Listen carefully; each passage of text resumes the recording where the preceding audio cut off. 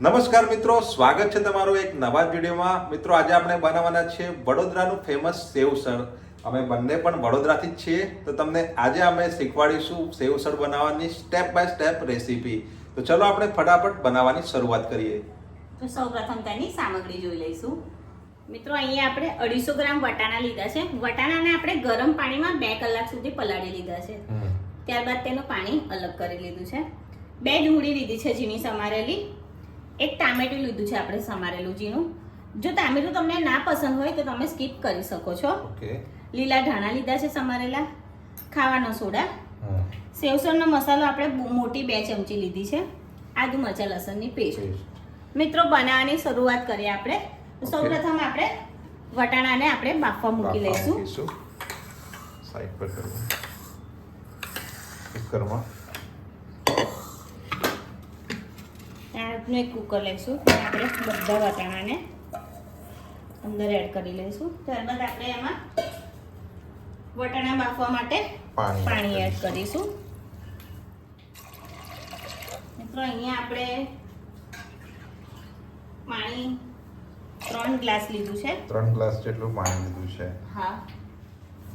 ત્યારબાદ આપણે થોડું મીઠું નાખીશું. વટાણામાં થોડું મીઠાનો એ આવે સ્વાદ, એના માટે બહુ વધારે નથી નાખવાનું, કેમ કે સેવસળમાં પણ આપણે મીઠું નાખવાનું છે. હા, એટલે થોડું જ નાખીશું. થોડો આપણે ખાવાનો સોડા નાખીશું. ખાવાનો સોડા નાખીશું. જો ખાવાનો સોડા તમને ના નાખવો હોય તો સ્કીપ કરી શકો છો, પણ ખાવાનો સોડા નહીં નાખો તો તમારે પછી વટાણા બફાતા વાર લાગશે. આપણે થોડો ખાવાનો સોડા નાખી દેવાનો, એટલે આપણે વટાણા જલ્દીથી બફાઈ જાય. હવે આપણે કુકર બંધ કરી લઈશું. ત્યારબાદ આપણે ગેસ ચાલુ કરીશું. ગેસ ઉપર ચડાવી દઈશું. આપણે ફાસ્ટ ફ્લેમ ઉપર 4 વિસલ બોલાવીશું વટાણાની. ઓકે. મિત્રો આપણે કુકરની 4 સીટી થઈ ગઈ છે. આપણે ગેસ પણ બંધ કરી લીધો છે. કુકર ઠંડુ થાય ત્યાં સુધી આપણે સેવસળ માટેનો મસાલો રેડી કરી લઈશું. ઓકે. આપણે કુકરને સાઈડ ઉપર મૂકી લઈએ. હવે આપણે ગેસ આમ લાવી દો થોડો. હા, બસ. ગેસને ચાલુ કરી દઈશું. ત્યારબાદ આપણે એની ઉપર કઢાઈ લઈશું. કઢાઈમાં આપણે તેલ એડ કરીશું. કેટલું લેવાનું? તેલ આપણે 2 ચમચા જેટલું લેવાનું. થોડું તેલ હશે ને વધારે તો આમ સેવસળ ઉપર આમ તરી જેવું લાગશે. હા, અહીં આપણે તરી ચટણી નથી બનાવવાના. વડોદરામાં હોય છે, પણ આપણે અંદર જ જે મસાલો કરી દઈશું, આપણે એની જરૂરત નહીં પડે. અને અત્યારે ગરમી પણ છે. અને જો તમારે તરી ચટણીની રેસીપી જોઈતી હોય તો અમે એનો પણ એક સ્પેશિયલ તરી ચટણી માટે અલગથી વિડીયો બનાવી લઈશું. મિત્રો અહીંયા તેલ ગરમ થઈ ગયું છે. હવે આપણે એમાં ડુંગળી નાખીશું. ડુંગળી નાખી દઈશું. ડુંગળીને આપણે મિક્સ કરી દઈશું. મિત્રો ડુંગળી પણ તમે વધારે ઓછી લઈ શકો છો. અહીંયા આપણે સેવસળની ક્વોન્ટિટી થોડી વધારે છે, એટલે મેં આ રીતની 2 મોટી ડુંગળી લીધી છે. અહીંયા આપણે 5 જણા માટે બનાવી રહ્યા છીએ. 5 જણા માટે તો બનાવી રહ્યા છે, પણ અમારા ઘરે સેવસળ બધાને ખૂબ જ ભાવે છે, એટલે એક વખતથી તો પેટ નહીં ભરે. એમાં આપણે ટામેટા એડ કરી લઈશું. મિત્રો મેં તમને કીધું હતું એ પ્રમાણે ટામેટા તમને ના પસંદ હોય તો તમે એને સ્કીપ કરી શકો છો. એવું જરૂરી નથી કે હું નાખે એટલે તમને પણ ટામેટા નાખવા જોઈએ. હવે આપણે એને ફાસ્ટ ફ્લેમ પર જ શેકાવા દઈશું. ઓકે.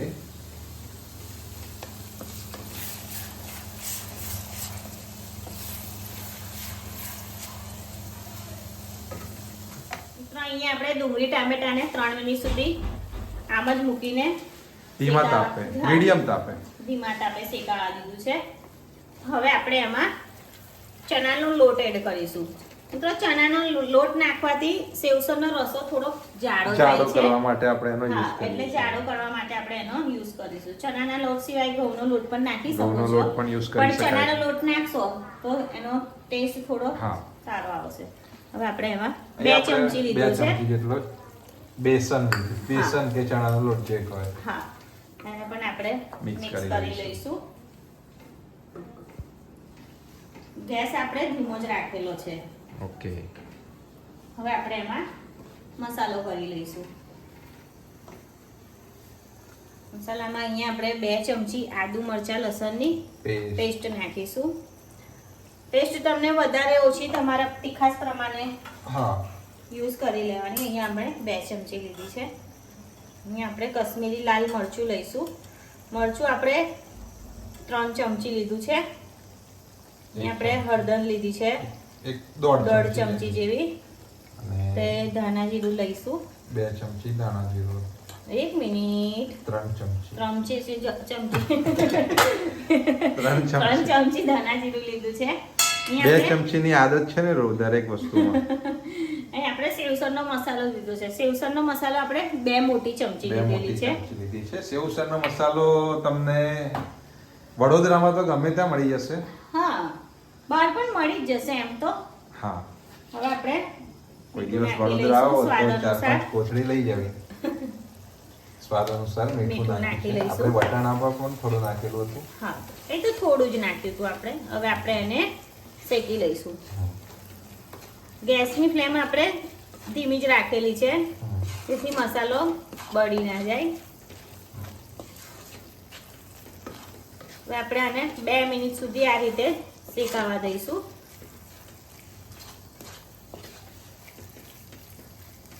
આપણે એને હલાવતા રહેવાનું છે. આ રીતે હલાવવાનું છે અને શેકવાનું છે. હા, શેકવાનું છે. તે મસાલો ચોટી ના જાય. આપણે ચણાનો લોટ નાખ્યો છે ને, એટલે નીચે કઢાઈમાં ચોટી ના જાય. આપણે આ શેકાય ત્યાં સુધી આપણે કુકર જોઈ લઈએ ઠંડુ થયું છે એવું.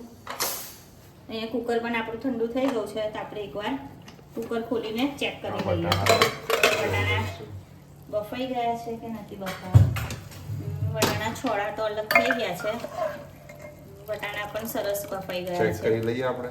હા, કોઈને ગરમ છે. અરે વાહ, એકદમ બફાઈ ગયા છે વટાણા પણ સરસ રીતે. આપણે મસાલો શેકાય ત્યાર પછી આપણે એડ કરીએ. થોડો આપણે ગેસ થોડો ફાસ્ટ કરીશું. મસાલો શેકાવાની સ્મેલ આવે ત્યાર પછી આપણે વટાણા એમાં એડ કરવાના. ઓકે. તો અહીંયા 2 મિનિટ થઈ ગઈ છે. આપણો મસાલો પણ સારી રીતે શેકાઈ ગયો છે અને મસાલા શેકાવાની સુગંધી પણ આવવા લાગી લાગી છે. સરસ સુગંધી આવી રહી છે. હવે આપણે એમાં વટાણા એડ કરી લઈશું. ફ્લેમ થોડી ફાસ્ટ કરી છે આપણે. ઓકે. આપણા પાણી સાથે જ એડ કરી લઈશું આપણે. હા, પાણી સાથે જ એડ કરી લઈશું. તો આપણે વટાણામાં તમે ખબર છે આપણે 3 ગ્લાસ જેટલું પાણી એડ કરેલું હતું. હા.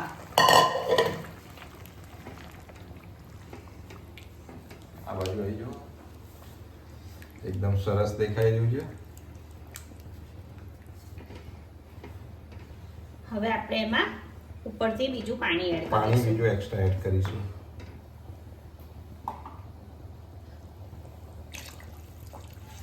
એક ગ્લાસ બીજો નાખ્યો છે અને હજુ તો પાણી એમાં જ હશે. હા, હજુ જશે પાણી. બીજો ગ્લાસ. બીજા આપણે 3 ગ્લાસ પાણી નાખ્યું છે. 3 ગ્લાસ આપણે વટાણા બાફવા માટે નાખ્યું હતું અને બીજા 3 ગ્લાસ ઉપરથી ઉપરથી add 3 ગ્લાસ. છે. હવે આમાં તમારે આમાં કેટલો રસો જોઈએ છે એ પ્રમાણે તમારે પાણી એડ કરવાનું. ઓકે. તમે જોઈ શકો છો આપણે ચણાનો લોટ મીન્સ બેસન આપણે એડ કર્યું તો રસો આપણો સરસ થયો છે. જાડો, બહુ જાડો નહીં ને બહુ પાતળો. વધારે જાડો જોઈતો હોય તો આપણે લોટ વધારે શેકવાનો અને મીડિયમ જોઈતો હોય તો આપણે લોટ એ પ્રમાણે શેકવાનો. હવે આપણે એને ઉકળવા દઈશું. ઉકળવા દેવાનું છે. ગેસની ફ્લેમ ફાસ્ટ જ છે. આપણે ફાસ્ટ ફ્લેમ એને ખુલ્લું જ રાખવાનું છે. હા, ખુલ્લું રાખીને જ એને ઉકળવા ઉકળવાનું છે. દઈશું. મિત્રો અહીંયા આપણું સેવસરને આપણે ઉકળવા મૂક્યું હતું એને 10 મિનિટ થઈ ગઈ છે. સરસ રીતે સેવસર ઉકળી પણ ગયું છે. રસ્સો પણ આમ જાડો થઈ ગયો છે. તો હવે આપણે એને એક સર્વિંગ બાઉલમાં સર્વ કરી લઈશું. ગેસ બંધ કરી દઈએ. ગેસ પરથી પહેલા નીચે ઉતારી લઈશું.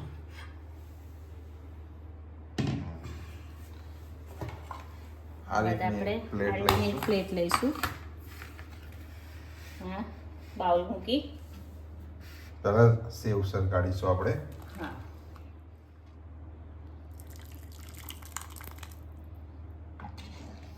ખૂબ જ મસ્ત સુગંધ આવી રહી છે મિત્રો.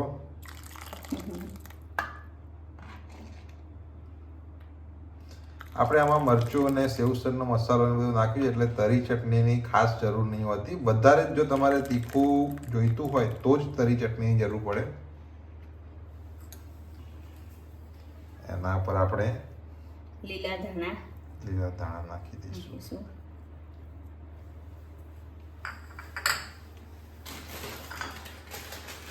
હવે આપણે એક વાડકામાં સેવ કાઢી લઈશું. આની અંદર પણ સેવ નાખી શકાય આપણે પછી તમને બતાવીએ છીએ કેવી રીતે ખાવાનું હોય છે. ત્યારબાદ પાવ મિત્રો સેવસરના અહીં અલગ પાવ મળતા હોય છે.